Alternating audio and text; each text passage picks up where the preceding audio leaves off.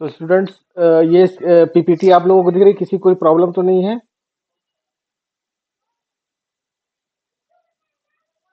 आप लोगों को दिख रहा है ये? ओके, तो let's start. So today I am going to discuss about recombinant DNA technology. आप लोगों से कई लोग इसके बारे में फेमिलियर भी होंगे ऑलरेडी. तो आप लोग जानते हैं what is recombinant DNA technology. इसको हम लोग थोड़ा डिटेल में एनालिसिस करेंगे. ओके. तो अगर मेरी वॉइस नहीं क्लियर है या कुछ प्रॉब्लम है तो प्लीज आप बीच में रोक सकते हो. So recombinant DNA technology, this is the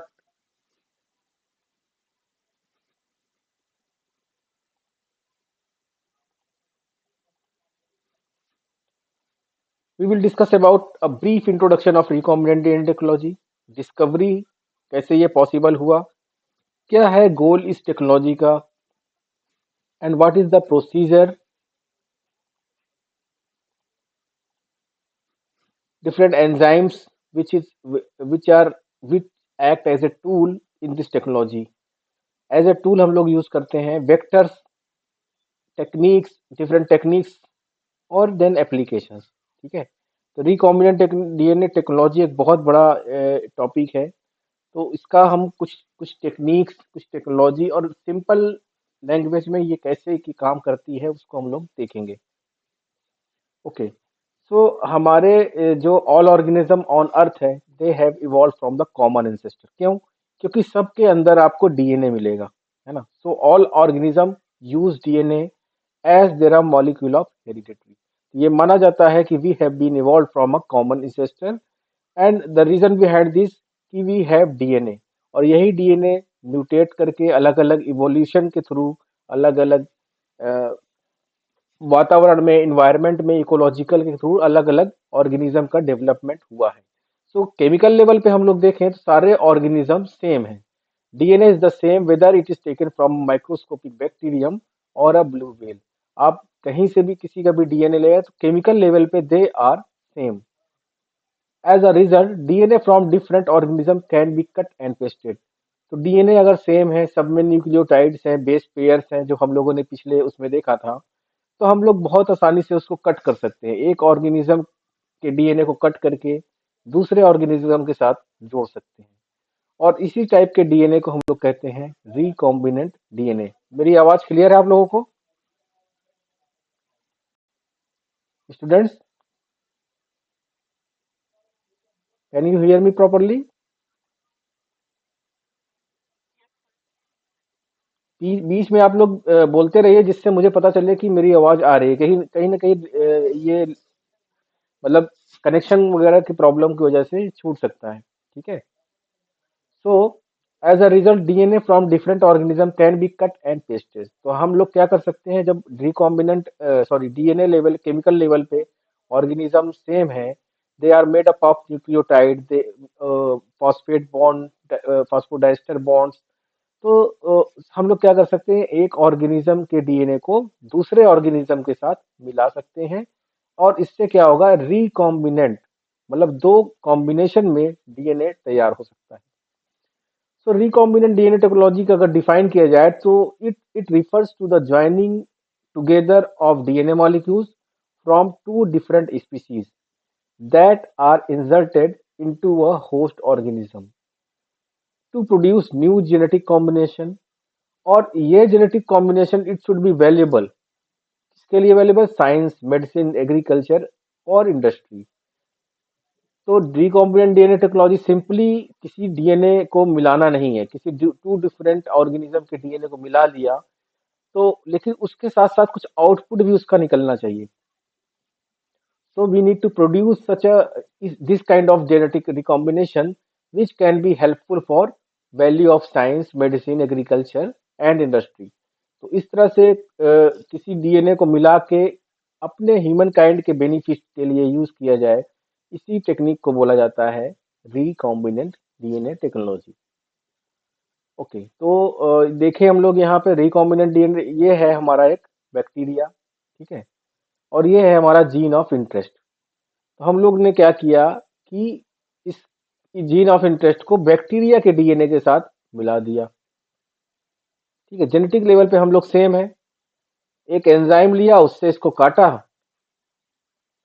और दूसरे एंजाइम से जीन ऑफ इंटरेस्ट को हम लोगों ने जोड़ दिया। स्टिकी इंड बने, स्टिकी इंड के साथ हम लोगों ने जीन ऑफ इंटरेस्ट को यहाँ पे जोड़ दिया। ठीक है, तो ये हो गया आपका रिकॉम्बिनेंट डीएनए। तो ये हो गया एक डीएनए लाइगेज एंजाइम आया जिसने इनको जोड़ दिया। ये एनिमेशन आप लोगों को दिख रहा है स्टूडेंट्स?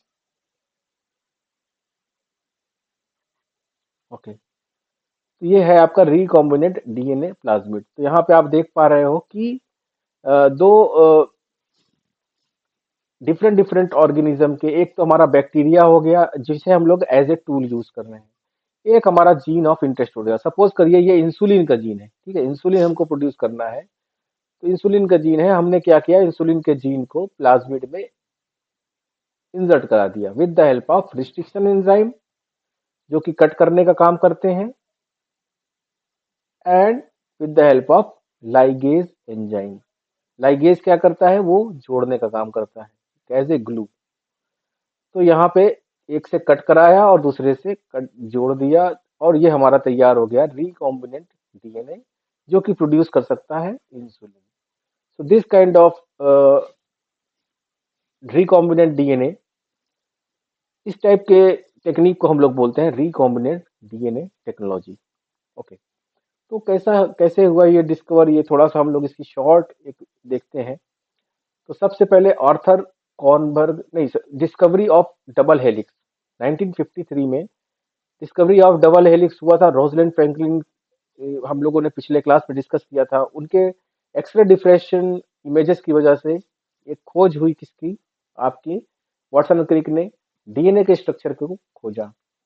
फिर डीएनए पॉलीमरेज, एक आर्थर कॉर्नबर्ग थे जिन्होंने डीएनए पॉलीमरेज एंजाइम को खोजा। बहुत ही हेल्पफुल है ये एंजाइम, अभी हम लोग देखेंगे धीरे धीरे। फिर jellyfish protein turns into tool, एक जेलीफिश में जीन इंसर्ट करा के उसको फ्लोरोसेंट प्रोटीन इंसर्ट कराया गया और उसे एज ए टूल यूज किया गया पहली बार 1960 में। इससे हम लोगों ने देखा कि हम लोग different biological material, genetic materials को भी यूटिलाइज कर सकते हैं एज ए टूल, और ये सबसे पहले 1960 में जेलीफिश में देखा गया। फिर 1970 में क्या हुआ, purification of type 2 destruction enzyme. Type कैसे डिसाइड किए जाते हैं, नॉमेनक्लेचर क्या है, वो भी हम अभी आने वाली स्लाइड्स में देखेंगे। तो सबसे पहले टाइप 2 रिस्ट्रिक्शन एंजाइम यानी कि हिंड 2 की खोज हुई। बहुत इंपॉर्टेंट रोल प्ले करता है ये रिस्ट्रिक्शन एंजाइम। क्या करते हैं ये लोग, अभी हम लोग देखेंगे आने वाली स्लाइड्स में। तो 1970s में रिस्ट्रिक्शन एंजाइम्स की खोज हुई, एंड देन 1968 में आपका ये रिस्ट्रिक्शन एंजाइम को मॉडिफाई करने के लिए डीएनए लाइगेजेस की भी खोज हुई इन 1968। तो ये एक कुछ पाथ ब्रेकिंग स्टडी है जो कि हम लोग इसमें देख रहे हैं, discovery of recombinant DNA technology में। लेकिन जो आइडिया ऑफ रिकॉम्बिनेंट डीएनए था वो प्रपोज किया किसने, पीटर लोबन। पीटर लोबन एक ग्रेजुएट स्टूडेंट थे, सिंपली एक ग्रेजुएट स्टूडेंट था जिसने कि professor Dale Kaiser in the biochemistry department of Stanford University medical school में, उन्होंने ये एक आइडिया प्रपोज किया कि हम लोग कोई रिकॉम्बिनेंट डीएनए काइंड ऑफ बना सकते हैं। तो ये आइडिया सबसे पहले प्रपोज किया था पीटर लोबन ने। लेकिन फर्स्ट रिकॉम्बिनेंट डीएनए मॉलिक्यूल जो सक्सेसफुली प्रोड्यूस करने में सक्सेसफुल हुए वो थे Paul Berg. He joint the DNA fragment from two different virus को लिया और उनके दोनों डीएनए न्यूक्लिक एसिड को जोड़ा with the help of restriction enzyme and ligase, and awarded the Nobel prize in chemistry 1916। जो चीजें हमें बहुत आसान लग रही हैं, लेकिन उस टाइम में ये चीजें इतनी फास्ट ब्रेकिंग थी कि इनको नोबेल प्राइज मिल गया 1980 में। 1973 में first organism contain recombinant DNA, engineer Herb Boyer and Stanley Cohen, इन्होंने सबसे पहले रिकॉम्बिनेंट डीएनए बनाया, मतलब रिकॉम्बिनेंट डीएनए को इंसर्ट कराया था ई कोलाई में। Okay, now let's move on to the next slide. तो what are the goals of recombinant DNA technology, क्यों जरूरत है हमको रिकॉम्बिनेंट डीएनए टेक्नोलॉजी की? We need to isolate and characterise a gene. Gene are responsible for the, जितने भी हमारे ये gene act as a blueprint for organism, किसी कैरेक्टर के लिए एक ब्लूप्रिंट की तरह काम करते हैं। तो अगर हम लोग वो जीन आइसोलेट कर लें और कैरेक्टराइज कर लें कि ये पर्टिकुलर जीन किस चीज के लिए रिस्पॉन्सिबल है, किस कैरेक्टर के लिए रिस्पॉन्सिबल है, तो हम उसको एज ए टूल यूज कर सकते हैं। So we need to isolate and characterise a gene to make desired alteration in one or more isolated jeans. फिर इसके बाद हम लोग इसको अल्टर कर सकते हैं या फिर एक दूसरा जीन भी लाके उसमें मिला सकते हैं। तो we can make desired alteration to return altered genes to living cells. इसके बाद इन जीन को हमको लिविंग सेल्स के अंदर भेजना होगा। आर्टिफिशियली सिंथेसाइज न्यू जीन, नया जीन भी हम लोग बना सकते हैं क्योंकि हमें कोड पता है कि ये जीन कैसे सिंथेसाइज होता है, इसका कोड क्या है पर्टिकुलर जीन का। तो उस टाइप के हम लोग मिला के, न्यूक्लियोटाइड्स मिला के आर्टिफिशियल जीन्स को भी बना सकते हैं। Alternating the genome of an organism, किसी भी ऑर्गेनिज्म के जीनोम को अल्टर कर सकते हैं with the help of recombinant DNA technology. Hereditary diseases, hereditary diseases कुछ ऐसी डिजीजेज होती हैं जो कि पेरेंट्स से अपने सन्स में, डॉटर्स में वो ट्रांसफर होती रहती हैं। उन डिजीजेस को हम लोग आसानी से समझ सकते हैं और उनका क्योर भी कर सकते हैं। और we can also improve human genome. तो आप लोग देख रहे हो कि रिकॉम्बिनेंट डीएनए टेक्नोलॉजी का कितना ज्यादा यूज है। Now let's move on to the next slide. Okay, तो procedure of making recombinant DNA 1970 में gene cloning became reality. Clone, clone क्या है? एक मॉलिक्यूल है that was produce from other single entity. और ये क्लोन कैसे बना? With the help of these discoveries, restriction enzyme, DNA cutting enzymes, and then plasmid DNA vector, circular form of self-replicating DNA. And with the help of these tools, we can manipulate the gene and clone other pieces of DNA. Clone मतलब किसी भी gene का दूसरा उसी same type का gene को बना देना। ठीक है, तो उस टाइप के जीन को बनाने के लिए हमें क्या करना पड़ेगा? सेल को, बैक्टीरियल सेल को, ऑर्गेनिज्म को एज ए टूल यूज करना पड़ेगा। और with the help of these tools we can do that. So we can manipulate and carry and clone other pieces of DNA. And this is the one of the example जो दिया गया है यहाँ पे। आप ह्यूमन डीएनए देख रहे हो, तो मिलियंस ऑफ जीन्स है इसके अंदर, ह्यूमन डीएनए के अंदर। और यहाँ पे हम लोगों ने एक सिलेक्टेड जीन को सिलेक्ट किया। ठीक है, कि हमें ये सपोज करिए इंसुलिन का जीन हमें चाहिए, तो हमने ये इंसुलिन का जीन यहाँ पे सिलेक्ट किया, ब्लू कलर से यहाँ पे मान लीजिए दिखाया गया है। इसको हम लोगों ने कट किया, इस डीएनए को, पूरे डीएनए को, with the help of restriction enzyme. और इसके कारण रिस्ट्रिक्शन एंजाइम एक स्पेसिफिक जगह पे काटते हैं, तो क्या हुआ? ये जीन हमारा अलग हो गया। अब इस जीन को हमने लिया और वेक्टर्स में इंसर्ट कराया। वेक्टर्स क्या है वो अभी हम देखेंगे। वेक्टर्स में इंसर्ट कराया और इसको with the help of DNA ligase इसको इसके साथ चिपका दिया, स्टिक करा दिया। और इसको हम लोगों ने ग्रो कराना है, मतलब इसको मल्टीप्लाई करना है, इसका क्लोन करना है। तो हम लोगों ने इसको बैक्टीरिया के अंदर इंसर्ट करा दिया। अब जब बैक्टीरिया ग्रो करेंगे, बैक्टीरिया मल्टीप्लाई करेंगे, तो हमारा डीएनए भी मल्टीप्लाई करेगा और इसके नंबर्स बढ़ते चले जाएंगे लगातार। तो हमने क्या किया? एक टूल की तरह इस बैक्टीरियल सेल को यूज किया। Okay, now let's move on to the next slide. What is the procedure of making recombinant DNA? अगर हमें रिकॉम्बिनेंट डीएनए बनाना है तो हम कैसे उसको बनाएंगे? तो हम लोग देख सकते हैं कि these are the basic steps for a recombinant technique. सबसे पहले we need to isolate a DNA, हमें डीएनए को आइसोलेट करना पड़ेगा। फिर we need to cut the DNA. जो डिजायर्ड जीन है, जो हम लोगों ने अभी देखा था पिछले एग्जाम्पल में कि हमें इंसुलिन का जीन चाहिए, तो हम इंसुलिन के जीन को हमें कट करना पड़ता है। ओके, उसके बाद हमें ज्वाइनिंग ऑफ डीएनए, डीएनए को हमने कट किया, उसके बाद हमें एक वेक्टर चाहिए और उस डीएनए को हम उस पर ज्वाइन करेंगे। Then we need to amplify the DNA in the bacterial cell. These are basic steps in a recombinant DNA technique. अब डीएनए को आइसोलेट कैसे करते हैं, आप लोगों को प्रैक्टिकल में बताया गया होगा। आप लोगों ने प्रैक्टिकल्स में देखा कैसे डीएनए आइसोलेट करते हैं, वो हो गया आपका practical students? Can you hear me? Okay. तो ये टेक्निक आप लोगों ने देखा, डीएनए आइसोलेशन का कुछ पढ़ाया गया है अभी आपको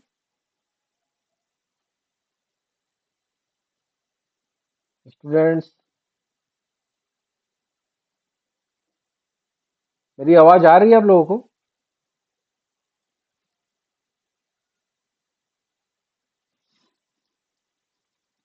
स्टूडेंट्स? कैन यू हियर मी?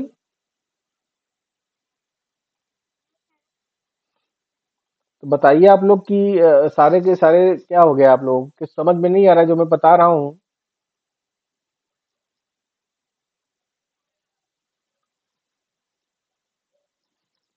तो आप लोगों को आइसोलेशन के बारे में बताया गया है, डीएनए आइसोलेट कैसे करते हैं, क्लास वगैरह में डिस्कस किया है अनिल सर ने?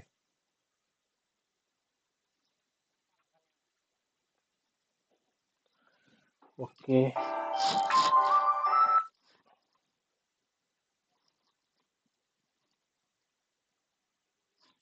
ओके। तो हम लोग देखते हैं कि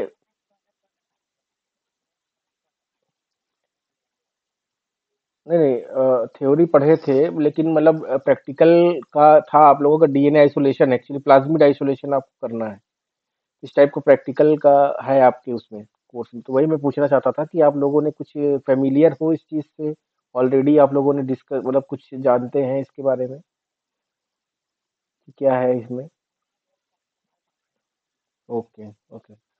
तो अगर हमें डीएनए आइसोलेट करना है तो हमने क्या करना है, सबसे पहले हमें सेल्स लेना है and we need to lyse the cell. Suppose करो हमने आरबीसीज ले लिया, ब्लड से ले लिया, ठीक है। तो हमने क्या, using a detergent that disturbs the plasma membrane. तो हम एक डिटर्जेंट एसडीएस वगैरह जनरली यूज करते हैं, तो उसका यूज करके हमने इसकी प्लाज्मा मेम्ब्रेन को डिसरप्ट कर दिया। प्लाज्मा मेम्ब्रेन क्यों क्यों डिस्टर्ब किया? क्योंकि न्यूक्लियस के अंदर आपका डीएनए पाया जाता है जिसकी हमें जरूरत है।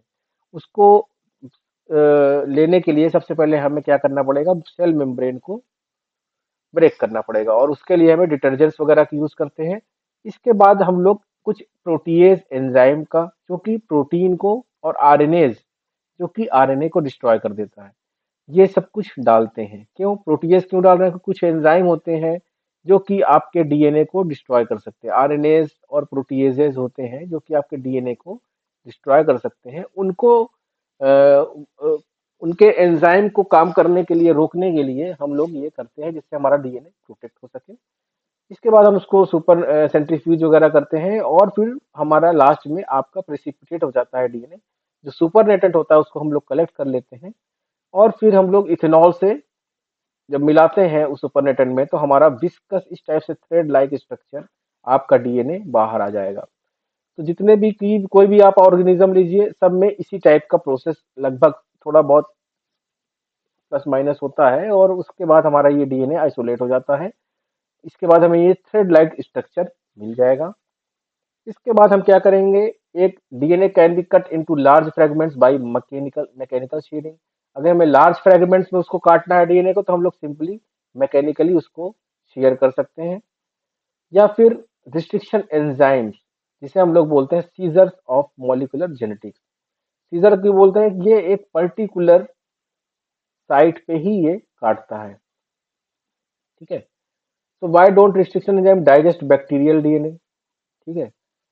तो यहाँ पे आप देखिए कि रिस्ट्रिक्शन एंजाइम्स जो है वो पर्टिकुलर साइट पे ही काटता है। सपोज करिए इको आर 1, ये एक रिस्ट्रिक्शन एंजाइम का नाम मैं ले रहा हूँ यहाँ पे। तो एक हमने रिस्ट्रिक्शन एंजाइम लिया इको आर 1, और उसको हमने कट कराया, तो ये पर्टिकुलर AATTC, यहाँ पे आप देख पा रहे हो AATTC, इसी को ये काटेगा, बाकी किसी भी चीज को ये काटेगा नहीं, वैसे का वैसे रहे। जहां जहां इसको डीएनए में AATTC साइट मिलेगी, वहां पे ये इस टाइप का एक कट बनाएगा, और ये आपके दो एंड तैयार हो जाएंगे। तो सिंपली आपको जो डीएनए आइसोलेट किया है उसमें आपको ये रिस्ट्रिक्शन एंजाइम जहाँ पे आपको डिजायर्ड जगह पे काटना है, तो उसी के हिसाब से आपको रिस्ट्रिक्शन एंजाइम को सिलेक्ट करना पड़ेगा। और वो आपने मिक्स किया तो ये आपका एक एंड कोहेसिव एंड तैयार हो गया। ठीक है। तो रिस्ट्रिक्शन एंजाइम्स एक्चुअली बैक्टीरिया में प्राइमरली पाए जाते हैं। क्यों क्यों पाए जाते हैं? They use these enzymes for defence. वो इसको as a defence tool use करते हैं दूसरे बैक्टीरिया के खिलाफ। सपोज करिए हमने एक इकोलाई लिया, एक स्यूडोमोनास लिया, इस टाइप का कुछ बैक्टीरिया लिया और आपस में मिला दिया, तो दोनों में से एक बैक्टीरिया उसमें ज्यादा पॉपुलेशन में ग्रो करेंगे, जबकि वो दूसरे बैक्टीरिया को मार देंगे। तो ये क्यों मार के कैसे मारते हैं? एज ए टूल, जिसका ये रिस्ट्रिक्शन एंजाइम वो यूज करेंगे एज ए टूल और दूसरे बैक्टीरिया के डीएनए को काट देंगे। तो it will bind and recognise cut DNA within a specific sequence. तो हम लोगों ने इसको एज ए टूल यूज कर लिया कि इको आर वन जो है ई कोलाई में पाया जाता है, उसका हमने रिस्ट्रिक्शन एंजाइम निकाल लिया और उसका नाम दिया इको आर वन। इसी तरह दूसरे बैक्टीरिया को हमने ले लिया तो उसका नाम हिंड टू रख दिया। इस टाइप से अलग अलग बैक्टीरिया के अलग अलग रिस्ट्रिक्शन एंजाइम्स हो गए और अलग अलग साइट वो काट सकती हैं। Each restriction site is palindrome, मतलब read same forward and backward direction. आप दोनों ही साइड में उसको पढ़िए तो दोनों का ही कोड आपको सेम मिलेगा, तो that we call palindrome. There are 4 or 6 base pair cutters because they recognize restriction site within 4 or 6 nucleotides. Restriction enzymes make staggered cut within complementary base sequences for easy circulation. So these are the some of the examples of restriction enzyme, जैसे कि eco R1 जैसे मैंने बताया था, BAM H1, HPA1। और ये enzyme ये अलग अलग टाइप के स्टिकी इंड्स बनाते हैं। जैसे ये इको आर वन भी स्टिकी इंड बनाएगा। स्टिकी इंड का मतलब कि एक एंड ये हुआ और एक एंड ये हुआ, और इन्हीं के बीच में हमारा जो डिजायर्ड जीन है उसको हम लोग प्लेस कर सकते हैं। जबकि HPA1 ऐसे काटता है जिससे ब्लंट एंड तैयार होते हैं। तो लेकिन हमें अपने काम के लिए इस टाइप के एंजाइम्स की जरूरत पड़ती है जिसमें कि स्टिकी एंड्स हो। तो Eco R one Bam H one can be very helpful for creating sticky ends. Some cut DNA create DNA fragments within overhanging single sticky or some of the create blunt end. Okay, what are the advantage of sticky end? क्यों हमें sticky int बनाना? तो यहाँ पे आप देख पा रहे हो, ये एक हमने they prefer for cloning because DNA fragments with sticky ends can be easily joined together because they base pair with other forming weak hydrogen bonds। तो यहाँ पे आप देख पा रहे हो ये कट हुआ, तो एक एक एंड ये हो गया और एक एंड आपका ये हो गया, तो ये आसानी से आपका लाइगेज जो है इसको जोड़ सकता है। तो इसलिए हमको एक स्टिकी एंड की जरूरत पड़ती है। ओके, डीएनए को जोड़ने के लिए हमें ग्लू चाहिए और वो है हमारा डीएनए लाइगेज। तो यहाँ पे डीएनए लाइगेज दिखाया गया है एक एनिमेशन में। तो ये सिंपली है कि ये लाइगेज जो है इस फॉस्फोडाइस्टर बॉन्ड बनाएंगे इन दोनों के बीच में। जो लाइगेजेस की जो है हेल्प करते हैं आपको स्टिकी एंड को जोड़ने में।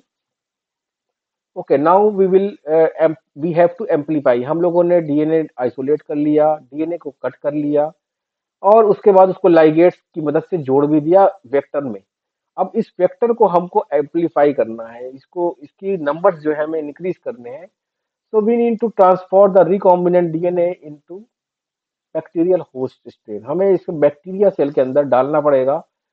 तो सेल को हम लोग क्या करेंगे, कैल्शियम क्लोराइड के साथ ट्रीट करेंगे। इससे क्या होता है कि एक porous kind of membrane develop हो जाती है और ये हमारा रिकॉम्बिनेंट डीएनए आसानी से उस पोरस मेम्ब्रेन में मूव कर सकता है। तो we need to treat the cell with calcium chloride and then we need to add DNA and cell could also heat shocked at 42 degree centigrade. इसको अगर हम हीट शॉक देंगे तो क्या होगा, ये पोरस भी रहेगा और साथ में आसानी से 42 डिग्री सेंटीग्रेड पे क्या होगा, एक fluid fluid kind of membrane रहेगी उसकी, जिससे ये आसानी से हमारा डीएनए मूव कर सकता है। So DNA goes into the cell by somewhat unknown mechanism. We don't know that mechanism. Once in a cell, the recombinant DNA will be replicated. When the cell divides, the replicated recombinant molecules go to both daughter cells which themselves will divide later. ये जब DNA अंदर चला जाएगा तो ये आसानी से उनके साथ डॉटर सेल्स के अंदर जो है वो मतलब रिकॉम्बिनेंट रेप्लिकेट करेगा। जब हमारा ये बैक्टीरिया, तो क्या होगा, हमारा ये डीएनए रिकॉम्बिनेंट डीएनए भी रेप्लिकेट करेगा। और जब ये रेप्लिकेशन में क्या होगा, डॉटर जो सेल्स होंगी उसके अंदर भी ये रिकॉम्बिनेंट मॉलिक्यूल पहुंच जाएगा। और इससे क्या होगा कि इसके नंबर्स जो है वो लगातार इंक्रीज होते रहेंगे। तो यहाँ पे एक एनिमेशन मैंने यहाँ पे दिखाया हुआ है कैसे ये हो रहा है। जैसे जैसे ये रेप्लिकेट कर रहा है सेल के अंदर, इसके जो डीएनए जेनेटिक मटेरियल रेप्लिकेट कर रहा है, वैसे वैसे ये जो है हमारे नंबर्स बढ़ते चले जा रहे हैं। तो we can easily amplify the our recombinant DNA with the help of bacteria. So these are the some of the enzymes which have been actively used in the recombinant DNA technology। और ये यहाँ पे इनके functions को summarise किया हुआ है। तो डीएनए लाइगेज क्या करता है, दे बाइंड्स टू डीएनए मॉलिक्यूल, दो डीएनए मॉलिक्यूल्स को जोड़ेंगे डीएनए लाइगेज। टाइप 2 रिस्ट्रिक्शन इंडोन्यूक्लियेज, तो ये रिस्ट्रिक्शन एंजाइम है, ये स्पेसिफिक जगह पे काटेगा। तो it cleaves DNA at specific site. Reverse transcriptase make a DNA copy of RNA molecule, ये डीएनए की कॉपी बनाएगा आरएनए मॉलिक्यूल्स पे। DNA polymerase 1 fill single stranded gaps in DNA duplex. तो हम आने वाली क्लासेस में डीएनए पॉलीमरेज वगैरह पढ़ेंगे तो फिर देखेंगे कि जो गैप्स बनते हैं वो इसको फिल करने का काम करते हैं। फिर इसी तरह से पॉलीन्यूक्लियोटाइड काइनेज है जो कि फॉस्फेट बॉन्ड जोड़ता है कहाँ पे, 5' and. Terminal transperases add homopolymer tails. So these are some of the enzymes which you can go through this. Okay, now let's come on to the vector part. So we need a vector which can help to replicate the recombinant DNA. Vector क्या है? A vector is an area of DNA that can join another DNA part without losing the limit of self replication. तो vector एक ऐसा area है DNA का जो कि किसी और के डीएनए को अपने के साथ जोड़ सकता है। इसके अलावा वो सेल्फ रेप्लिकेट भी कर सकता है, ठीक है, without the losing the power of self replication. तो it should be capable of replicating in host cell. It should have convenient restriction enzyme site, restriction site होनी चाहिए जिससे कि हम लोग आसानी से अपने डीएनए को उसमें ऐड करा सकें। It should have a selectable marker. इसके बाद क्या होना चाहिए, इसके मार्कर होना चाहिए जिससे हम इसको पहचान सकें कि हमारा जो ट्रांसफॉर्म हुआ सेल है वो कौन सा है। मान लीजिए हमने रिकॉम्बिनेंट डीएनए सब में डाल दिया, लेकिन किसी में वो रिकॉम्बिनेंट डीएनए गया, किसी में नहीं गया। लेकिन उसको हम लोग कैसे पहचानेंगे, उसको हम लोग पहचानेंगे with the help of marker. जो जिसमें हमारा रिकॉम्बिनेंट डीएनए प्रेजेंट होगा जिस सेल्स में, वो एक मार्कर की मदद से हम लोग जान पाएंगे, आसानी से उसको पहचान पाएंगे। तो it should have also a position of marker and it should be small and easy to isolate. इसे स्मॉल भी होना चाहिए और इजिली आइसोलेट भी हो जाए जिससे हम बाद में इसको इजिली आइसोलेट कर सकें। तो these are the some of the special feature of a vector जो कि किसी भी इस टेक्निक में जरूरी है। ओके, तो क्या बनाता है एक गुड वेक्टर, एक तो इसका साइज स्मॉल होना चाहिए कि it could be enough separated from chromosomal DNA of host plasmid. Origin of replication, DNA हमारा रेप्लिकेट करता है, ठीक है, रेप्लिकेट करता है मतलब कि डबल, अपने आप को डबल बनाता है। लेकिन ये शुरू होता है एक खास पॉइंट से जिसे हम लोग बोलते हैं ओरिजिन ऑफ रेप्लिकेशन। तो किसी भी वेक्टर के अंदर ओरिजिन ऑफ रेप्लिकेशन होना चाहिए that allow plasmid to replicate independently from host chromosome. Okay, इसके अलावा बोले ये मल्टीपल क्लोनिंग साइट, हम लोग जगह जगह पे इसको काट सकें, अलग अलग क्लोनिंग इंसर्ट कर सकें, है ना, अलग अलग टाइप के उसमें जीन्स डाल सके। तो we need multiple cloning site जिसे हम लोग बोलते हैं MCS। इसके बाद सिलेक्टेबल मार्कर जीन्स को इसमें हमें ऐड करना पड़ेगा। RNA polymerase promoter sequence, for transcription in vitro and in Vivo. Suppose करिए हमने इंसुलिन का जीन ऐड कर दिया वेक्टर के अंदर, लेकिन अगर उसके अंदर हमें प्रमोटर सीक्वेंस नहीं है, आरएनए पॉलीमरेज प्रमोटर सीक्वेंस नहीं है, तो हमें इंसुलिन एंजाइम नहीं बन पाएगा। जीन हमने डाल दिया, जीन से हमें प्रोटीन बनाना है, प्रोटीन क्या है, इंसुलिन। तो इंसुलिन तभी बनेगा जब उसके अंदर प्रमोटर सीक्वेंसेस वो होंगे। तो जिससे जिसके कारण क्या होगा कि सेल के अंदर ट्रांसक्रिप्शन प्रोसेस आसानी से स्टार्ट हो सकती है, बैक्टीरिया के अंदर ही स्टार्ट हो सकती है। So we can do the formation of insulin in vitro and in vivo. तो डर इसके बाद डीएनए सीक्वेंसिंग प्राइमर्स। तो इसके बेसिस पे ये देखिए आप लोग किस टाइप के डिफरेंट डिफरेंट टूल डेवलप किए गए हैं। कुछ तो हम लोगों ने डायरेक्टली ऑर्गेनिज्म से ले लिए हैं, और कुछ को हम लोगों ने खुद ही डेवलप किया हुआ है। तो यहाँ पे इसको आप देख सकते हो, these are the different vectors, BACs, YACs, expression vector, cosmid, lambda phage, plasmid, these are the different vectors. तो प्लाज्मिड वेक्टर क्या है, they can smaller vector, they smaller than 7 kb। ये केबी क्या है, किलो बेस पेयर। ठीक है, ये computer वाला केबी नहीं है, this is the kilo base pair. DNA का किलो बेस पेयर जो है वो smaller than 7 kilo base pair. इससे छोटा वाला जो जीन होगा हमारा, वो आसानी से बैक्टीरियल प्लाज्मिड वेक्टर के अंदर हम लोग उसको डाल सकते हैं। फिर आते हैं बैक्टीरियोफेज वेक्टर। ये वेक्टर्स हम लोगों ने एक बैक्टीरिया होता है, वायरस होता है, बैक्टीरियोफेज वायरस होता है, जिससे हम लोगों ने इसको लिया हुआ है। कॉस्मिड वेक्टर, एक्सप्रेशन वेक्टर, ये सब हम लोग अभी देखते हैं। तो these are the plasmid vector. जैसे मैंने आपको बताया था कि smaller circular pieces of DNA found primarily in bacteria. Plasmid क्या है, प्लाज्मिड बैक्टीरिया के अंदर पाया जाता है, और ये क्या है, smaller circular pieces of DNA. ठीक है, तो ये एक smaller circular piece of DNA है, जिसका साइज 1 to 4 kb होता है अराउंड। एंड इसको माना जाता है एक्स्ट्रा क्रोमोसोमल डीएनए। क्यों, क्योंकि they are in the cytoplasm in addition to the bacterial chromosome. Bacteria में अपना भी क्रोमोसोम होता है, लेकिन उसके एडिशन में ये ही पाया जाता है।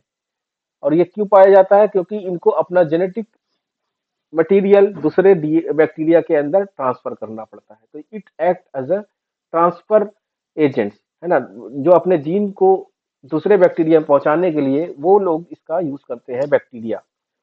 Because they can replicate independently. Independently वो बैक्टीरिया के अंदर रेप्लीकेट हो सकता है। And that is why it could be used as a vector, pieces of DNA that can be accept, carry and replicate other pieces of DNA. Useful for cloning vector, inserts less than 20 kb, inserts larger than 20 kb are lost easily in the bacterial cell। तो ये इस type के जो प्लाज्मी vector natural vector होते हैं, natural उनमें क्या है, लेस देन 20 kb, बहुत ही कम छोटे साइज का जीन हमें डालना होता है, लेस देन 20 kb। अगर उससे ज्यादा हम लोग डालेंगे तो it will be lost in a bacterial cell. अब आते हैं लैम्डा फेज वेक्टर पे। तो लैम्डा फेज वेक्टर यहाँ पे एनिमेशन में आप देख पा रहे हो, ये इस टाइप से ये वेक्टर होता है। और ये क्या कर रहा है, ये किसी दूसरे बैक्टीरिया के अंदर अपना डीएनए इंसर्ट करा रहा है। तो ये एक ऑलरेडी इसमें ये मैकेनिज्म होता है, ये आसानी से हमें क्या करना होता है, इसका हम लोगों को प्लाज्मिड लेना होता है, और इसी के अंदर हम लोग उसको इंसर्ट करा देते हैं। तो लैम्डा फेज वेक्टर डेवलप किए गए हैं। Lambda phage vector are recombinant infection that containing the phage chromosome in addition to embedded outside. तो इस तरह के वेक्टर में हम अपना डीएनए इंसर्ट करा देंगे, और फाज में इंसर्ट कराएंगे इसको।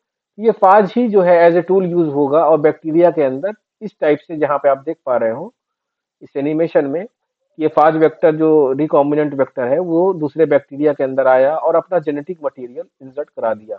ये जेनेटिक मटेरियल में ही हमारा रिकॉम्बिनेंट मटेरियल है, और ये आसानी से बैक्टीरिया के अंदर रेप्लिकेट होगा, और हमारे डिफरेंट अलग अलग रिकॉम्बिनेंट डीएनए को प्रोड्यूस करेगा। Cosmid vector are hybrid of phage and plasmid.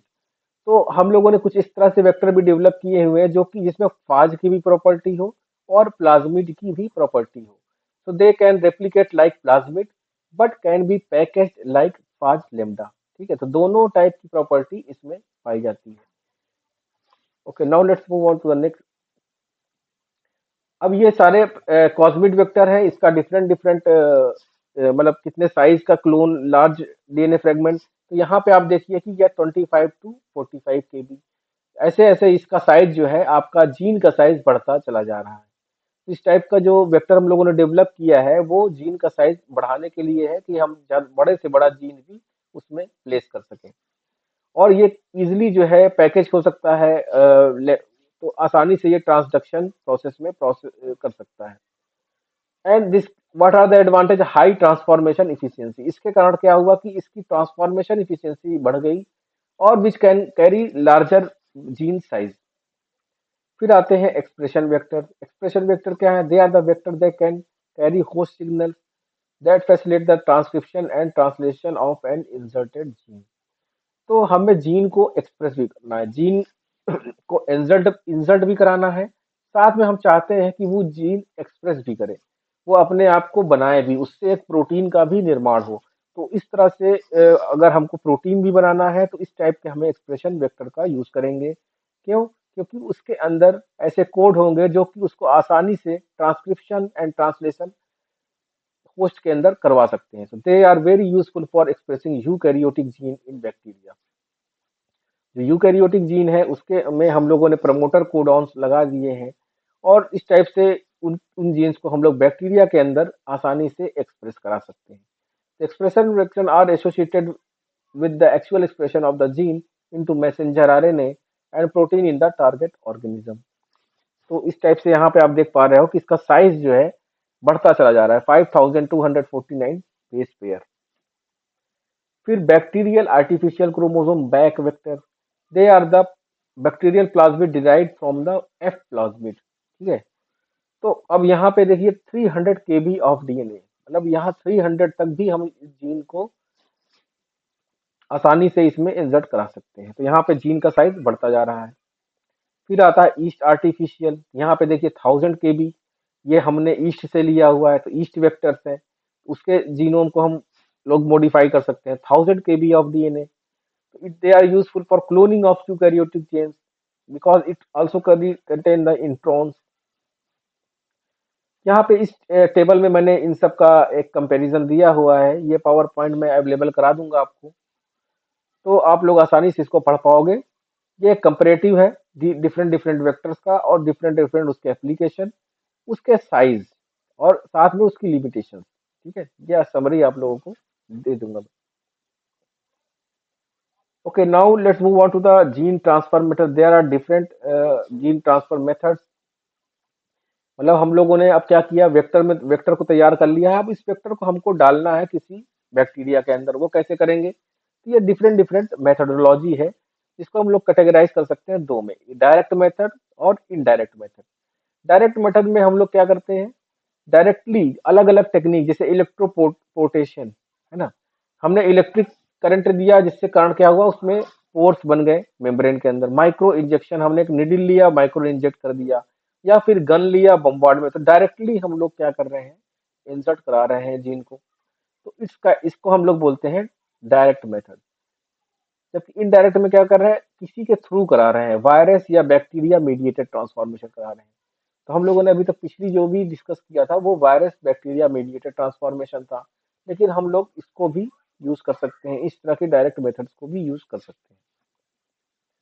इसके बाद आते हैं हम लोग सिलेक्शन ऑफ रिकॉम्बिनेंट ट्रांसफॉर्मेशन। तो यहाँ पे आपको दिख रहा होगा कि डीएनए इज क्लोन्ड, हम लोगों ने बैक्टीरिया के अंदर इंसर्ट भी करा दिया, और अब क्या है कि वो बैक्टीरिया के अंदर ग्रो कर रहा है। तो क्या होता है कि कुछ टेक्निक हम लोग लगा देते हैं कि सपोज करिए हम हमारा जो ग्रो करेगा वो ब्लू कलर से दिखेगा, ठीक है, नो, है ना, ब्लू कलर से दिखेगा, और जो नहीं रिकॉम्बिनेंट हुआ है वो व्हाइट कलर से दिखेगा। तो ब्लू कलर से दिखने के लिए हमें एक जीन इंसर्ट कराना पड़ेगा, जिसे हम लोग बोलेंगे लैक जेड जीन। तो इस जीन को जब हम लोग इंसर्ट कराएंगे, तो जब ये ग्रो करेगा, तो इस प्लेट के अंदर जो केमिकल होगा उसके कारण इसका कलर ब्लू हो जाएगा। तो जिसके अंदर लैक जेड जीन नहीं होगा वो व्हाइट रहेगा, जिसके अंदर लैक जेड जीन रहेगा वो ब्लू हो जाएगा। तो तो इस टाइप के एक मार्कर को भी हम लोग इंसर्ट करा सकते हैं। तो वी नीड मतलब ये इजिली क्या कर सकते हैं हम लोग, फिर ट्रांसफॉर्म सेल को सिलेक्ट कर सकते हैं। जैसे ब्लू कलर वाले को हम लोग सिलेक्ट कर सकते हैं आसानी से, तो इसको हम लोग कहते हैं blue white selection. Okay, now let's move on to the next slide. इसके अलावा एंटीबायोटिक सिलेक्शन भी होता है। एंटीबायोटिक सिलेक्शन में क्या होता है, plate transform cells on plates containing different antibiotics to identified recombinant bacteria and non transform bacteria. तो इसमें क्या है कि हम लोग एंटीबायोटिक, सपोज करिए एक एक बैक्टीरिया है जो कि ए और बी दो बैक्टीरिया है ना, जिसमें हमने सेम एंटीबायोटिक वाले जीन डाले हैं, एंटीबायोटिक रेजिस्टेंट जीन डाला है। जब हमको एंटीबायोटिक वाली प्लेटों पे उन दोनों को ग्रो कराएंगे तो क्या होगा, जिसमें ट्रांसफॉर्म होगा वो सरवाइव करेंगे, और जिसमें ट्रांसफॉर्म नहीं होगा वो सरवाइव नहीं कर पाएंगे, क्योंकि उसके अंदर एंटीबायोटिक रेजिस्टेंट जीन नहीं होगा। तो इस टाइप से हम लोग आसानी से एंटीबायोटिक की मदद से भी बैक्टीरिया को सिलेक्ट कर सकते हैं। So these are the different techniques which can be used in recombinant DNA. Some of the techniques I will discuss in detail, like gel electrophoresis हुआ, PCR, nucleic acid hybridization हुआ। ठीक है, तो ये इन चीजों को हम लोग डिटेल में भी स्टडी करेंगे आने वाली क्लासेस में। जेल इलेक्ट्रोफोरेसिस क्या है, आप लोगों को मेरी आवाज आ रही है स्टूडेंट? ओके, तो जेल इलेक्ट्रोफोरेसिस क्या है? जेल इलेक्ट्रोफोरेसिस टेक्निक में हम लोग देखेंगे, we can DNA fragments of different sizes can be separated by an electric field applied to a gel. हमने एक इलेक्ट्रिक फील्ड लिया और एक जेल लिया, जेल के अंदर हमने अपना डीएनए डाला। तो जब हम उसको जेल, डीएनए हमारा नेगेटिवली चार्ज है तो ये पॉजिटिव चार्ज की ओर मूव करेगा, और जब हम इलेक्ट्रिक फील्ड लगाएंगे तो वो पोरस जेल के अंदर वो मूव करेगा। तो इससे क्या होगा कि डीएनए माइग्रेट करेगा away from negative electrode to the positive electrode, और जो स्मॉलर वाला फ्रेगमेंट है वो फास्टर करेगा, जो लार्जर फ्रेगमेंट है वो स्लोअर करेगा, और उससे हमारे ये बैंड आ जाएंगे। ठीक है, वो हम लोग देखते हैं आने वाली क्लासेस में, हम लोग इसको डिटेल में देखेंगे। क्लोनिंग लाइब्रेरीज क्या है? Libraries are collection of DNA clone. मैंने बताया था कि एक जीन को हमें मल्टीपल करना है तो हम क्या करेंगे, क्लोन करेंगे उसका। तो libraries are the collection of DNA clones in a certain vector. The goal is to have each gene represented in the library at least once. तो हम लोग जीन की लाइब्रेरी भी बना सकते हैं। Genomic library made from restriction DNA fragments, मतलब कि रिस्ट्रिक्शन एंजाइम से हमने कट किया और पर्टिकुलर डीएनए को ही हम लोगों ने लाइब्रेरी बनाया। सपोज करिए इंसुलिन जीन को ही हमने लाइब्रेरी बनाया, उसको मल्टीपल किया, तो that we call genomic library. एक पर्टिकुलर जीन का ही हम लोग बना रहे हैं। लेकिन हम लोग होल डीएनए का भी बना सकते हैं, कॉम्प्लीमेंट्री डीएनए का, made from DNA synthesized from messenger RNA. हमने मैसेंजर आरएनए को लिया और कॉम्प्लीमेंट्री डीएनए से इसको, इस टाइप से हम लोग लाइब्रेरी का भी निर्माण कर सकते हैं। पीसीआर, रिकॉम्बिनेंट डीएनए टेक्नोलॉजी में एक और बहुत ही अच्छी टेक्निक है पीसीआर, पॉलीमरेज चेन रिएक्शन। ये क्या करती है, it allows isolation of a specific segment of DNA from a small DNA using DNA primers and ends of the segment of interest. Suppose करिए हमारे पास डीएनए है, डीएनए में ढेर सारे जीन्स हैं। अब उन जीन्स में हमें एक पर्टिकुलर सिलेक्शन का जीन्स, एक पर्टिकुलर जीन्स चाहिए, और उसके कोडॉन्स है, कोड है हमारे पास। तो हम क्या करेंगे, उसके प्राइमर डिजाइन करेंगे, और वो प्राइमर क्या करेगा, उस पर्टिकुलर रीजन पे जाके बाइंड करेगा और फिर एम्पलीफाई करेगा इन द पीसीआर। तो जो प्राइमर जहां चाहेंगे, मतलब जिस पर्टिकुलर सीक्वेंस पे चाहेंगे वही एम्पलीफाई करेगा, बाकी सारा नहीं एम्पलीफाई करेगा। तो इससे क्या होगा कि हमें जो जीन्स है, हमारा पर्टिकुलर रीजन है, वो एम्पलीफाई हो सकता है। तो we can amplify that region with the help of PCR machine.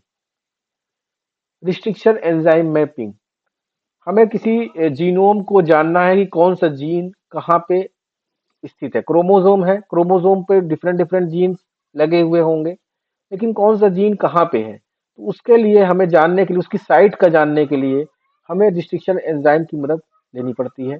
With the help of this enzyme we can site map of clone gene for further manipulation of the gene, and this is accomplished by digestion of gene singly by several enzymes and then it combination. तो ये एक बहुत ही complex technique है, लेकिन इसका use किया जाता है, और जिसकी मदद से हम लोग इसको आने वाली क्लासेस में हम लोग इसको भी थोड़ा सा ब्रीफ में देखेंगे।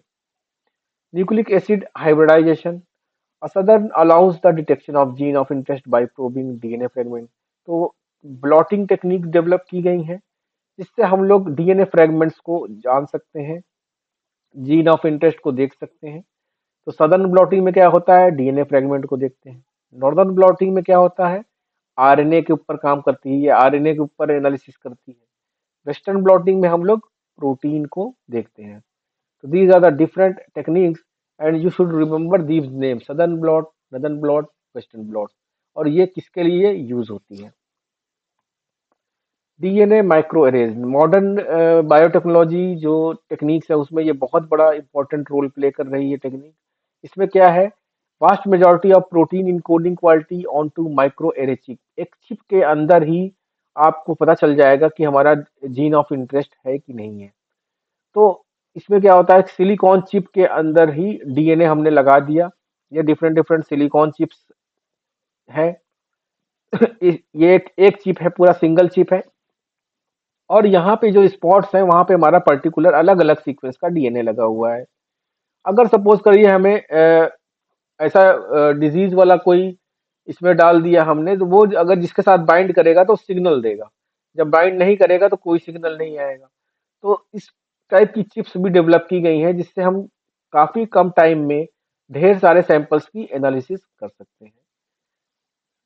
And this can chip can be utilized to hybridize the cell RNA and measure the statement rates and substantial number of quality in a cell। किसी भी आरएनए को हम जान सकते हैं, डीएनए को भी आरएनए को भी देख सकते हैं with the help of this gene। These are the some of the application of recombinant DNA technologies। बहुत ही कम एप्लीकेशन यहाँ पे मैंने दिखाया, इसका बहुत ही वास्ट एप्लीकेशन हो सकता है रिकॉम्बिनेंट डीएनए टेक्नोलॉजी का। तो एग्रीकल्चर में we can grow crops of our choice like GM food, pesticide resistant crops, fruits with attractive colours, all being grown in a artificial condition. तो एग्रीकल्चर में काफ़ी ज़्यादा यूज़ है। आने वाली क्लासेस में आप लोग इसके एग्रीकल्चर के को भी डिटेल में एनालिसिस करेंगे। Pharmacology, artificial insulin production, drug delivery to target site. इसके अलावा फार्माकोजेनेटिक्स भी एक नया शुरू हुआ है, जिसमें हम लोग किसी भी मेडिसिन का इफेक्ट देख सकते हैं जीन पे, ठीक है, और उसके अकॉर्डिंग हम लोग दवाइयाँ प्रिस्क्राइब कर सकते हैं पेशेंट्स को। Gene therapy, antiviral therapy, vaccination, endless application है रिकॉम्बिनेंट डीएनए टेक्नोलॉजी के। ओके, तो स्टूडेंट आप लोगों को ये समझ में आ गया।